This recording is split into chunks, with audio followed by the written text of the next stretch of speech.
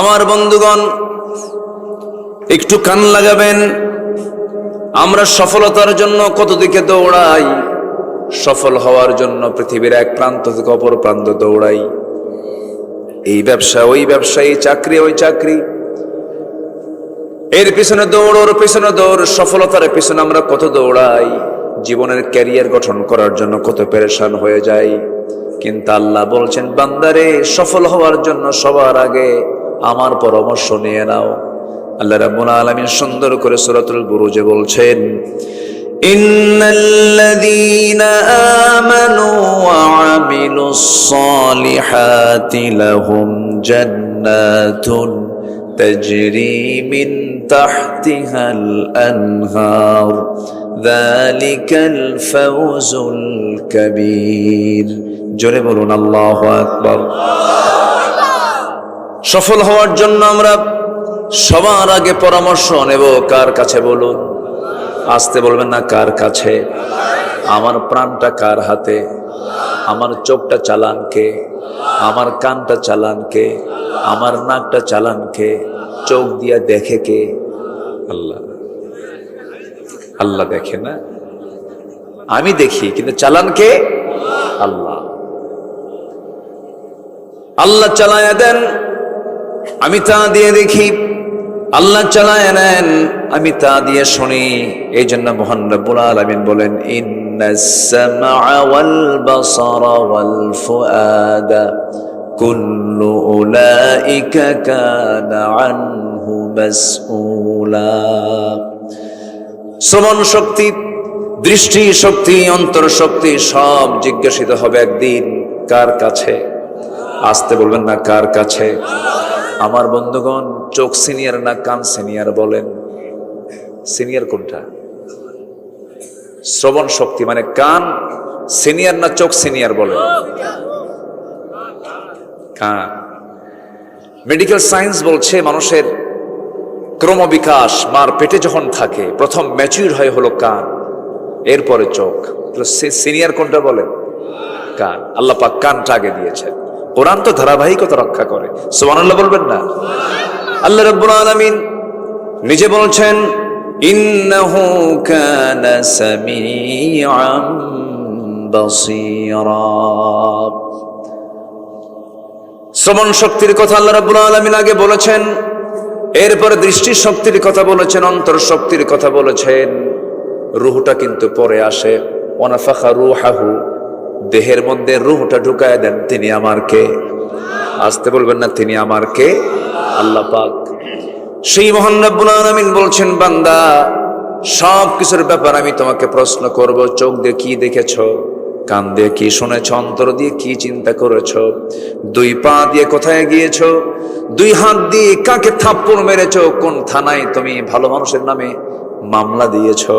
ঠুনকো মামলায় তাকে আক্রান্ত করে কোনো দোষ নাই, তাকে বছরের পর বছর জেলখানায় রেখেছ। তুমি বিচারপতির চেয়ারে বসে নিরপরাধ একজন মানুষকে ধরে নিয়ে জেল জীবনে তাকে 10 বছর 12 বছর মামলা দিয়া তাকে জেলখানা আটকে রেখেছ।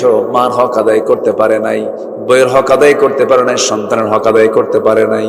এই যে হকগুলো নষ্ট করেছ, অবশ্যই তোমাকে জবাব দিতে হবে কার আদালতে? আল্লাহ বলছেন, আল-ইয়াওমা নাখতিমু আলা আফওয়াহিহিম ওয়া তুকাল্লিমুনা আইদিহিম ওয়া তাশহাদু আরজুলুহুম বিমা কানু ইয়াকসিবুন। জোরে বলুন আল্লাহু আকবার। আজকের দিনে তোমাদের আমি মুখকে মোহর মেরে দেব, মুখ দিয়ে কোনো কথা বলতে পারবে না, জিহ্বা বন্ধ করে দেব। সাক্ষ্য দেবে তোমাদের হাত, সাক্ষ্য দেবে তোমাদের পা। অঙ্গ প্রত্যঙ্গ গুলোকে আমার নিয়ন্ত্রণ করতে হবে। যদিও আল্লাহ পাক আমাকে এগুলো দিয়েছেন, কিন্তু হাত দিয়া আমি কাজ করি, পা দিয়ে আমি কাজ করি, চোখ দিয়ে আমি দেখি, কান দিয়ে আমি শুনি। সেই জন্য সব শাসন করার আগে নিজের দেহকে আগে শাসন করতে হবে। মাথা থেকে পা পর্যন্ত, মাথা থেকে পা পর্যন্তই 3.5 হাত বডি নামক এই রাষ্ট্রকে যদি আমি নিজে যদি ভালো করতে পারি, আমি ভালো হলে পরিবার ভালো হয়ে যাবে, পরিবার ভালো হলে সমাজ ভালো হয়ে যাবে, সমাজ ভালো হলে রাষ্ট্র ভালো হয়ে যাবে। এই জন্য আল্লাহ রাব্বুল আলামিন সুন্দর করে বলছেন, কু আনফুসাকুম ওয়া আহলিকুম নারা, নিজে বাঁচো এবং তোমার পরিবারকে জাহান্নাম থেকে বাঁচাও। এই জন্য নিজের বাঁচার দরকার আছে না নাই বলেন? আসতে বলবেন না, আছে না নাই? এক্ষুনি মরে যাব, কেউ কি আমার আপন নাকি? আসতে কয়, কেউ কি আমার আপন নাকি? এখনই মরে যাব আমি, কোনো পরিচয় থাকবে না দুনিয়ার কারো কাছে। যেদিন মরে যাব সেই দিন কিছু কান্নার রোল পড়বে, শোকাহত হয়ে পড়বে, চোখের পানি ফেলে ফেলে কাঁদবে, বন্ধু আসবে, আত্মীয় স্বজন আসবে, জানাজা সম্পন্ন হয়ে যাবে, সন্তান পর্যন্ত দেরি করবে না, কাঁদবে ঠিকই কিন্তু বলবে তাড়াতাড়ি দাফন করে দাও, কারণ দেরি হলে পরে লাশটা ফুলে উঠবে, পচে যাবে, গলে যাবে। দিয়ে আসবে ওই কবরের মাটিতে পোকামাকড়ের খাবার হিসাবে দাও, খাবার হিসাবে আমার দেহটাকে কবরে রেখে আসবে। 24 ঘন্টা যাবে না মাথার চুলগুলো খসে খসে পড়বে, 3 দিন যাবে না চামড়াগুলো গলে গলে পোকার পেটে চলে যাবে, 3 দিন চলে যাবে, 7 দিন চলে যাবে, পেটের নাড়ি ভরি সব চোখ মুখ কান নাক দিয়ে বের হওয়া শুরু হয়ে যাবে, কিম্ভূত কিমাকার চেহারা হয়ে যাবে, কোন অস্তিত্ব থাকবে না, আমার চেহারার সৌন্দর্য সব মাটি খেয়ে শেষ করে ফেলবে। 3টা মাস চলে যাবে, দেখা যাবে যদি কবরটা যদি খনন করে দেখা হয়, কয়েকটা হাড় ছাড়া আর কোন অস্তিত্ব আমার নাই রে। আল্লাহ বলছেন, বান্দারা আমাকে কেমন করে বলে থাকো তুমি, আমাকে ভুলে যেও না। সবাই ভুলবে কিন্তু আমি আল্লাহ তোমাকে কখনো ভুলবো না। আমার বন্ধুগণ, যদিও আমরা এই আয়াতটা সবার মুখস্থ আছে, আমার দেশে প্রচলিত দোয়া মনে করে, কিন্তু দোয়া এটা নয়, এটা হলো আল্লাহর কালামের আয়াত, অত্যন্ত তাৎপর্যপূর্ণ আয়াত। যারা পারেন ঠোঁট মিলিয়ে বলুন, মিনহা খালাকনাকুম ওয়া ফিহা নুঈদুকুম ওয়া মিনহা নুখরিজুকুম তারাতান উখরা। সবাই বলুন, মিনহা খালাকনাকুম ওয়া ফিহা নুঈদুকুম ওয়া মিনহা নুখরিজুকুম তারাতান উখরা। আমি তোমাকে মাটি থেকে সৃষ্টি করেছি, আবার তোমাকে এই মাটিতেই যেতে হবে, আবার তোমাকে সেখান থেকে তোমাকে উচ্চিত করব, আমি তোমাকে আবার সেখান থেকে তুলে নেব, বিচার করব পাই টু পাই, চুল পরিমাণ বিচার আমি কম বেশি করব না। ফামান ইয়ামাল মিসকাল যাররাতিন খায়রান ইয়ারাহু ওয়া মান ইয়ামাল মিসকাল যাররাতিন শাররান ইয়ারাহ। যাররা শব্দের তাফসীর আসছে, যাররা বলা হয় এমন ছোট জিনিসকে যাররা বলা হয় যা খালি চোখে দেখা যায় না। এমন কোন ক্ষুদ্র আমল নাই যা সেদিন সে দেখতে পাবে না, ভালো হোক আর মন্দ হোক, সব বান্দার সামনে প্রেজেন্ট করবেন তিনি আমার কে। জোরে বলেন, তিনি আমার কে। বিচার করবেন আমার আল্লাহ তাআলা। সেই দিন বিচারক তিনি, যেই বিচারকের পরিচয় দিতেন আমরা প্রত্যেক নামাজের ভিতরে 3 নম্বর আয়াতে বলে ফেলি। যারা পারেন সুন্দর ঠোঁট মিলিয়ে বলুন, মালিকি ইয়াউমিদ্দিন ইয়্যাকা না'বুদু ওয়া ইয়্যাকা নাস্তাঈন। জোরে বলুন আল্লাহু। বিচার দিবসের মালিককে বলেন, সবচেয়ে বড় বিচারককে। এই জন্য আল্লাহ বলছেন, ও দুনিয়ার মানুষ, 7 শ্রেণীকে আমি আরশে আজিমের ছায়ায় জায়গা দেব। এর মধ্যে 1 নম্বর শ্রেণী হলো যে সঠিক বিচার করে। সুবহানাল্লাহ বলেন। এই জন্য বিচারকের দাম দুনিয়াতেও বেশি, আখিরাতেও। এই দেশের সবচেয়ে বড় সম্মানজনক পদ কোনটা বলেন? প্রধান বিচারপতি। প্রধান বিচারপতির দাম সবচাইতে বেশি। আল্লাহ রাব্বুল আলামিনের কাছেও বিচারপতির দামটা বেশি। ইমামুন আদিলুন সাবআতু ইযিল্লুহুমুল্লাহু ফি যিল্লিহি ইয়াউমুল লা যিল্লান ইল্লা যিল্লুহু। ইমামুন আদিল রাজুলুন কলবুহু মুআল্লাকুম বিল মাসাজিদ। আমার বন্ধুগণ, আল্লাহ রাব্বুল আলামিন আরশ আজিমের ছায়ার 7 শ্রেণীকে জায়গা দিয়ে দিবেন। এর মধ্যে 1 নম্বর হলো একজন সৎ বিচারক, একজন সঠিক বিচার যে ব্যক্তি করতে পারবে। কিন্তু গোটা দুনিয়া জুড়ে আজকে সবচেয়ে বড় সমস্যা হলো গোটা পৃথিবীর কোথাও কি কোনোদিন কোথাও কি আমরা দেখতে পাচ্ছি এখন সঠিক বিচার কি আছে নাকি? আসতে বলবেন আছে? ফিলিস্তিন কি অবস্থা হয়ে আছে, ফিলিস্তিনকে ভাবলে পরেই হৃদয়ে রক্তক্ষরণ হয়, কত কষ্ট হয়। দেখতেছেন না? ছোট্ট বাচ্চা খাবার নাই, ছাগলের ঘাস চাবাচ্ছে। একটু একটু মনে মনে চিন্তা করেন তো, সন্তানটা আমার হলে কেমন লাগতো। ঘাস চাবায়া চাবায়া ক্ষুধা নিবারণ করতেছে। যেমন করে আমার নবীজি 3.5 বছর শিবে আবু তালেবের মধ্যে যখন ছিলেন, 3.5 বছর খাবার না পায়া পাথরের ওপরে মাঝে মাঝে বৃষ্টি হতো, দুর্বা ঘাস, কিছু কিছু ঘাস জন্মতো, সেই ঘাসগুলো চাবায় চাবায় সাহাবীরা ক্ষুধা নিবারণ করেছেন। সেদিন ছোট্ট একটা বাচ্চার ভিডিও ফুটেজ দেখে আমার চোখের পানি আটকাতে পারি নাই। ছোট্ট বাচ্চাটা চাবাচ্ছে ঘাস, বাপ নাই মা নাই। আধুনিক দুনিয়ার সমরাস্ত্র ব্যবহার করে মধ্যপ্রাচ্যের কসাই ইসরায়েল বেনিয়ামিন নেতানিয়াহু মুহূর্তে মুহূর্তে 20 সেকেন্ড পর পর মিসাইল গুলো মারতেছে। মিসাইল গুলো পড়ে বিল্ডিং গুলো বম্বিং করে উড়ায় দেয়। বিল্ডিং বম্বিং হওয়ার আগে ওই বম্বিং এর সাথে সাথে মানুষের লাশটা আকাশের দিকে উঠতে থাকে। এই যে নির্মমতা, এই যে বর্বরতা, এই যে পাশবিকতা, এটার মূল কারণ হলো গোটা দুনিয়াতে আজকে মানবতা কাজ করছে না, পাশবিকতা কাজ করছে। বলেন, পাশবিকতা কাজ করছে, দানবতা কাজ করছে, মানবতা নাই। এই যে মানবতা ধ্বংস হয়ে যাচ্ছে, এর মূল কারণ অন্য কিছু না, এর মূল কারণ হলো দুনিয়ার সভ্যতায় মানুষ, দুনিয়ার চেতনায় মানুষ বেশি ব্যস্ত হয়ে পড়েছে। পুঁজিবাদী চেতনা, জাতীয়তাবাদী চেতনা, সেকুলার চেতনা। দুনিয়ার চেতনা দিয়ে মানুষ কখনো ভালো হবে না, একমাত্র ভালো হবে মানুষ আল্লাহর দেওয়া কোরআন আর ইসলাম দিয়া। আস্তে কন কেন, জোরে বলুন ঠিক কিনা? কোরআন শান্তি দিতে পারে। কোথাও লেগেছে আগুন, আগুন যদি নিভাতে চান কি লাগবে বলেন? বলেন, পানি ছাড়া কি কোনো সমাধান আছে নাকি? পানি ছাড়া কোনো একমাত্র সমাধান হলো পানি। আগুন, আগুন লেগেছে, পানি লাগবে। বাড়িওয়ালা বলে আমার বাড়িতে আগুন লেগেছে, যার কাছে যা কিছু আছে তা নিয়ে আমারে বাঁচাও। পাশে দিয়ে যাচ্ছিল একজন ড্রাম ভর্তি ডিজেল নিয়ে, যখন বলছে যার কাছে যা কিছু আছে তা নিয়ে আমারে বাঁচাও, বিসমিল্লাহ বলে 1 ড্রাম ডিজেল দিছে ঢেলে। আগুন কি কমবে না বাড়বে? বিসমিল্লাহ কইছে তো, কিন্তু বিসমিল্লাহ জায়গায় বলতে হবে না, জায়গায় বলতে হবে, জায়গায় বলতে হবে। আগুন গেছে বেড়ে।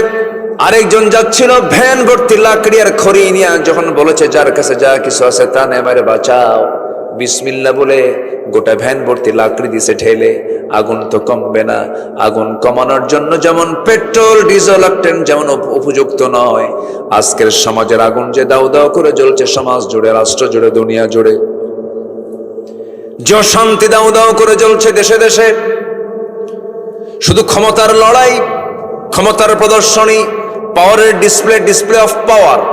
আমার 2000 পারমাণবিক, আমার 100, আমার 500, আমার 400, এই যে ক্ষমতার মিস ইউজ করতে গিয়ে যা কিছু হচ্ছে, আল্লাহ রাব্বুল আলামিন বলছেন বান্দারে, শান্তি পাওয়ার জন্য দুনিয়ার কোন ক্ষমতাকে তোমার বিশ্বাস করা যাবে না। একমাত্র ক্ষমতা বিশ্বাস করতে হবে একমাত্র কার? আসতে বলবেন না কার? আন্নাল কুওয়াতা লিল্লাহি জামিআ, আন্নাল কুওয়াতা লিল্লাহি, সকল ক্ষমতার উৎসকে।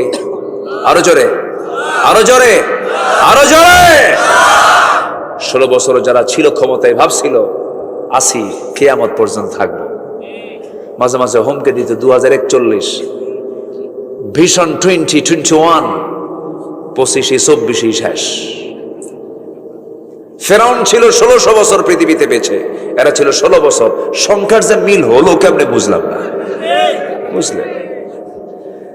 নমরুদ, ফেরাউন, সাদ্দাত, এদের সব চরিত্র এদের মধ্যে ছিল। আসতে কবেন না, যেরকম ঠিক কিনা? এক একটা স্বভাব সবগুলো এদের মধ্যে লালন করেছিল এরা। আমি কি কথা বলবো? কষ্ট পাচ্ছেন নাকি আপনারা? ওঠে কারা? ধরে উঠতেছে কেন? এই যে ওই যে উঠে, সমস্যা কি? বসেন। কি চাপ? চাপ কি নিম্নচাপ? এই তো মুশকিল।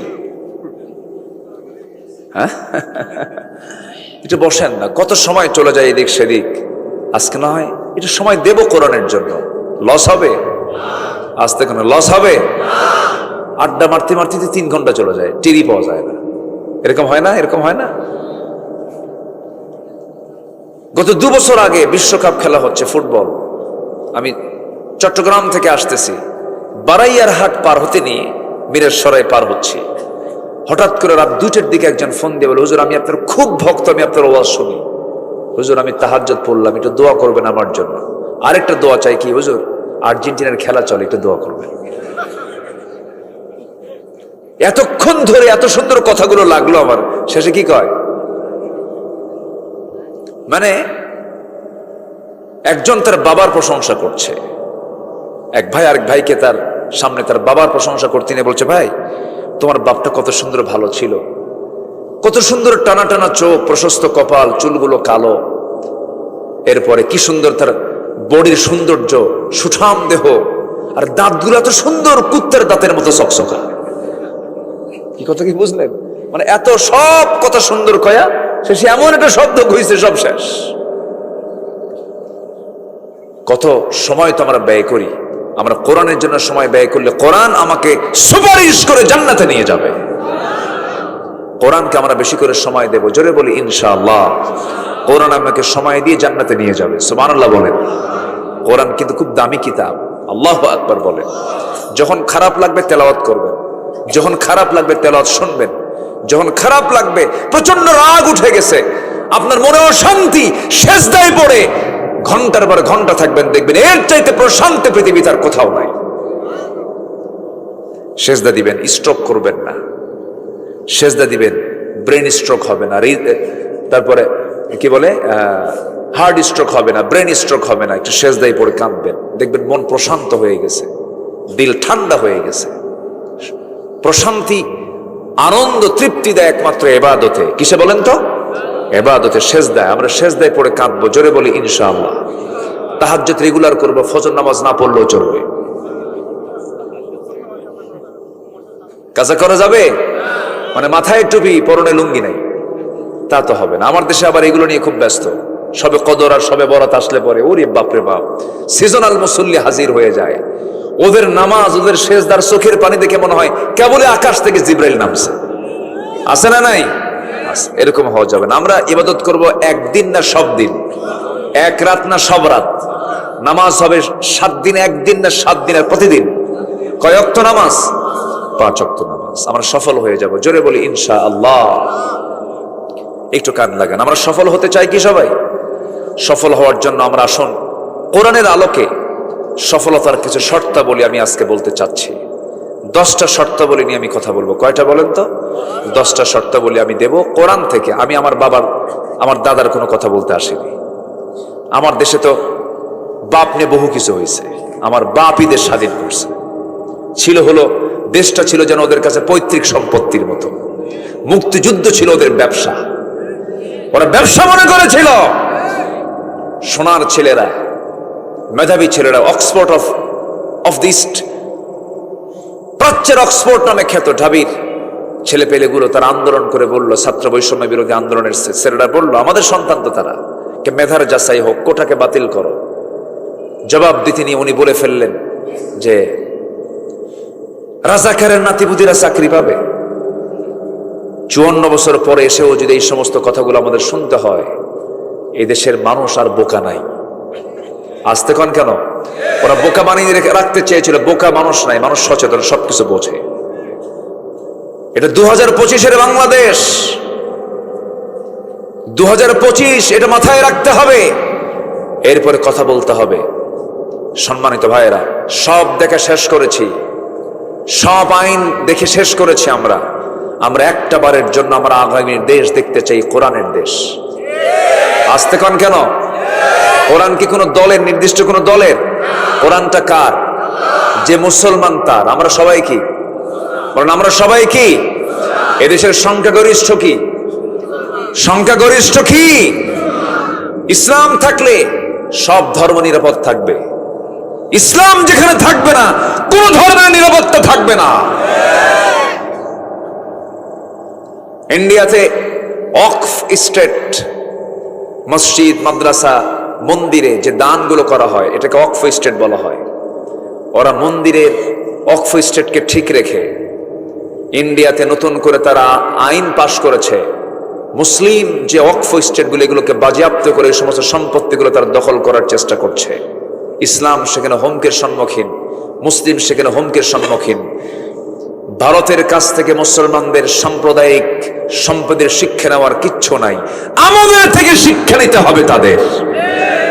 এই নওগাঁতে হিন্দু ভাইরা আছে না নাই? আসতে আসে না নাই? আমরা তাদেরকে জামাই আদরের মতো করে রাখি, আমরা তাদেরকে কোলে পিঠে করে লালন করি, তাদের মন্দির আমরা পাহারা দেই। আমরা কি ভুল বলছি? আমি কি ভুল বলছি? ইসলামের কারণে আমরা তাদেরকে মোহাব্বতটা করি। বলি আলহামদুলিল্লাহ, জোরে বলি আলহামদুলিল্লাহ। সফল হতে হলে আমাকে আপনাকে কিছু কাজ করতে হবে, সাকসেস হতে হলে আমার আপনার কিছু পথ বের করতে হবে। সফলতার দুটো আরবি আমরা এখানে পাবো, একটা হচ্ছে ফাউজুন, আরেকটা হচ্ছে ফালাহুন। মুফলিহুন, ফাইজুন। ফাউজুন কবীর, ফাউজুন শব্দটা আসবে, আর মুফলিহুন এই শব্দটা বারবার আসবে, আফলাহ শব্দটা আসবে। এই দুটো শব্দ নিয়ে আমার আজকে দেখবেন প্রত্যেকটা আয়াতের মধ্যে এই দুটো শব্দ আপনারা পেয়ে যাবেন। সফলতা কারা, সফল কারা, আল্লাহ পাক সুন্দর করে বলছেন। এক নাম্বার সফল কারা, কোরআনের আয়নায় আমরা একটু নিয়ে নেই। আল্লাহ পাক সূরা বুরুজের মধ্যে সুন্দর করে বলছেন। কষ্ট দিচ্ছি মনে হয়? আমি আরো আগে উঠলে না খুব ভালো হতো, তাই না? বারবার আমি এটা চিন্তা করছি যে আমি কি কষ্ট দিচ্ছি কিনা আপনাদের। কষ্ট পাচ্ছেন না তো? মানে এই এলাকার লোক ঘুমায় না মনে হয়, না ঘুমায় তো, কষ্ট হচ্ছে। আগামীতে এটা সতর্ক থাকবেন যেন আগামীতে মাহফিলগুলো যেন সঠিক সময়ে শুরু হয়ে সঠিক সময় যেন শেষ হয়। আল্লাহ কবুল করুন, জোরে বলি আমিন। সবকিছুই সময় মতো হওয়া উচিত। নামাজটা সময় দরকার না অসময় দরকার? আল্লাহ বলছে ইন্নাস সালাতা কানাত আলাল মুমিনিনা কিতাবাম মাওকুতা। চলে যাবেন? ব্যাগ নিলেন, যে প্রস্তুতি নিচ্ছেন, একসাথে যাই, থাকেন একটু, হ্যাঁ একটু থাকেন। মানে চলে গেলে তখন দেখে হুজুর যখন গেলই আমিও যাই। মানুষ কিন্তু অনুকরণ প্রিয়, অনুসরণ প্রিয়। একজনকে দেখলে আরেকজন এটাকে ফলো করে, একটু আমার দিকে তাকান। মানে 12টার পরে ওয়াজ করা মানে কি জানেন? পাগলির সাথে ঘর সংসার করা। আমি এটা প্রায় এই কথাটা বলি। এখন কি করবেন, একটু আসেন, মনোযোগ দিয়ে শোনেন। আমারও তো ঘুম চলে আসে, মানুষ তো ঘুম তো চলে আসবে। সফল হওয়ার জন্য 1 নম্বর কাজ হচ্ছে ঈমান আনতে হবে। কি আনতে হবে বলেন তো? এখন হয়তো বলবেন হুজুর এত কমন কথা বললেন, ঈমান তো আমার আছেই, আমার বাপের নাম, আমার সবাই তো আমরা ইসলামওয়ালা, আমার দাদার নাম আমিনুল ইসলাম, আমার বাপের নাম শরীফুল ইসলাম, আমি শহীদুল ইসলাম, সব 3 ইসলাম তো একসাথেই আছে। হ্যাঁ, বংশগত ইসলাম দিয়ে কাম হবে না, কর্মগত ইসলাম থাকতে হবে। বংশের পরিচয় দিয়ে জান্নাত পাওয়া যাবে না। বাবা ছেলেকে জান্নাতে নিয়ে যেতে পারবে না, ছেলে বাপকে জান্নাতে নিতে পারবে না। যদি তাই পারতো, ইব্রাহিম আলাইহিস সালাতু ওয়াস সালামের বাবা ছিল মুমিন না মুশরিক? বলেন বলেন। ইব্রাহিম আলাইহিস সালাতু ওয়াস সালাম জান্নাত পেয়ে যাবেন, কিন্তু তার বাবা জান্নাত পাবে না। বাপ হয়েও লাভ নাই। ছেলে কেনান জাহান্নামী, বাপ নূহ আলাইহিস সালাতু ওয়াস সালাম জান্নাতি। কেন? ঈমান আছে, ঈমান নাই। ছেলের ঈমান নাই, বাবার ঈমান আছে। ঈমান ছাড়া কোনো উপায় নাই। বংশগত কোনো পরিচয় দিয়ে জান্নাত পাওয়া যাবে না। বংশগত পরিচয় দিয়ে যদি জান্নাত পাওয়া যেত, আমার নবীর বংশ কুরাইশ, আবু জেহেলের বংশটাও কি বলেন? বলেন বলেন বলেন বলেন। আবু লাহাবের বংশ কি বলেন? কুরাইশ। কুরাইশ বংশে জন্ম নিয়েও কোনো লাভ হবে না, কারণ আবু লাহাব, আবু জেহেল, উতবা, সাইবা, এই কাট্টা কাফের গুলো সম্ভ্রান্ত বংশে তাদের জন্ম হয়েছে। বংশের পরিচয় দিয়ে জান্নাত পাওয়া যাবে না। আল্লাহ রাব্বুল আলামিন বলেন ইন্না খালাকনাকুম মিন যাকারিন ওয়া উনসা ওয়া জাআলনাকুম শুউবান ওয়া ক্বাবাইলা লিতাআরাফু ইন্না আকরামাকুম ইনদাল্লাহি আতকাকুম। আমি তোমাদেরকে এক নর এবং নারী থেকে সৃষ্টি করেছি, এরপরে বিভিন্ন বংশ বিস্তার করে দিয়েছি, বিভিন্ন গোত্র করে দিয়েছি, ভাষা করে দিয়েছি। নওগাঁর ভাষা, নওগাঁ সদরের ভাষা আর নজিপুর পোরশার ভাষা কি একরকম না 2 রকম? একরকম না 2 রকম? জেলা কয়টা? আসেন, জেলা কয়টা বলেন? এটা কি বিল পার হলাম আজকে? হ্যাঁ, হাসাই গাড়ি বিল পার হলাম। আর একটা বিল আছে সাপাহারের দিকে, হলো জবাই বিল। ওখানে সব জবাই করে। ওই জবাই বিলের মানুষগুলো কথা বলতে নিয়ে সিন পারে না, সালাম দিতে নিয়ে কয় আসসালামু আলাইকুম। আগে সালায়ের পরে দুলাভাই, স উচ্চারণ হয় না, পারে না। একই জেলা, দেখবেন তাদের ভাষা একরকম, আপনার ভাষা একরকম। কেন দিয়েছেন? আপনি হলেন হাসাইগাড়ি না, হাসাইগির এলাকার মানুষ, আর তারা হলো জবাইবিলের মানুষ। এই দুটাকে নিশ্চিত করার জন্য, দুটাকে ফাইন্ড আউট করার জন্য, স্পষ্ট করার জন্য আল্লাহ রাব্বুল আলামিন ভাষাকে চেঞ্জ করে দিয়েছেন। জবাইবিলের মানুষ সেখানে মাস্তানি করতে নিয়ে বলবে, তুই তো জবাই থেকে আসছিস, সেখানে কি কস, কি বলিস সেই জায়গায়? আল্লাহ তাআলা ভাষাকে আঞ্চলিক পাসওয়ার্ড করে দিয়েছেন। আবার আপনি দুপচাচিয়ার দিকে চলে যাবেন, আরেকটা ভাষা পাবেন। আক্কেলপুরে পাবেন, যাবেন, আরেকটা ভাষা পাবেন। ওখানে কোনো ব্যাককেল নাই, সব ওখানে কি বলেন, আক্কেলওয়ালা মানুষ। রংপুরে যাবেন, সেখানে আরেকটা ভাষা পাবেন। এরপরে নোয়াখালী যাবেন, আরেকটা ভাষা পাবেন। লক্ষ্মীপুরে যাবেন, আরেকটা ভাষা পাবেন। ভোলা যাবেন, আরেকটা ভাষা পাবেন। চট্টগ্রাম যাবেন, আরেকটা ভাষা পাবেন। হাজারো ভাষার বৈচিত্র্যময় রূপ কেন দিয়েছেন মহান রব্বুল আলামিন? এই জন্য দিয়েছেন, বিভিন্ন জাত দিয়েছেন, বিভিন্ন বংশ দিয়েছেন, এটাকে একে অপরকে চেনার জন্য, পরিচয় করার জন্য। তবে হ্যাঁ, এগুলো কোনো কিছু আমাকে মূল্যায়ন করবে না, আমার কাছে এগুলো মূল্যায়ন পাবে না। আমার কাছে মূল্যায়ন পাবে হলো যে বান্দা তাকে অবলম্বন করে ঈমান আনতে পেরেছে। যেরকম সুবহানাল্লাহ। তাহলে প্রথম হলো কি আনা, বলেন তো, জোরে বলেন, কি আনতে হবে? ঈমান আনতে হবে। আমরা ঈমান এনেছি না পাইছি? ওই বাচ্চাগুলো কই যায়? ও টিচার চলে গেছে, হুজুর চলে গেছে, ছাত্র আর থাকবে না। ওদের আবার ফজরের আগে উঠতে হবে, ফজরের আগে তাদের পড়া আছে না, তারা চলে যাচ্ছে। যাক, আমার দিকে তাকান এখন। তাহলে ঈমান আমরা পাইছি না ঈমান এনেছি আমরা? বলেন তো, বলেন বলেন। পাইছি আমরা, ঈমান আনি নাই। ভালো করে ঈমান আনতে হবে, ঈমানের পরিচয় লালন করতে হবে, ঈমানকে তরুতাজা করতে হবে। মরা ঈমান আনা যাবে না, তরুতাজা ঈমান আনতে হবে। এবং ঈমান শুধু আনলেই হবে না, ঈমানের উপরে টিকে থাকতে হবে। ঈমান আনা যায় কিন্তু টিকে থাকা যায় না, সহজেই টিকে থাকা যায় না। ঈমানকে নষ্ট করার জন্য শয়তান মনে হয় নাই। নওগাঁ জেলায় শয়তান আসে না? এখানে শয়তান নাই তো? আসতে খবর না, আসে না? নাই। মানুষ যেখানে থাকবে সেখানে শয়তান থেকে যাবে।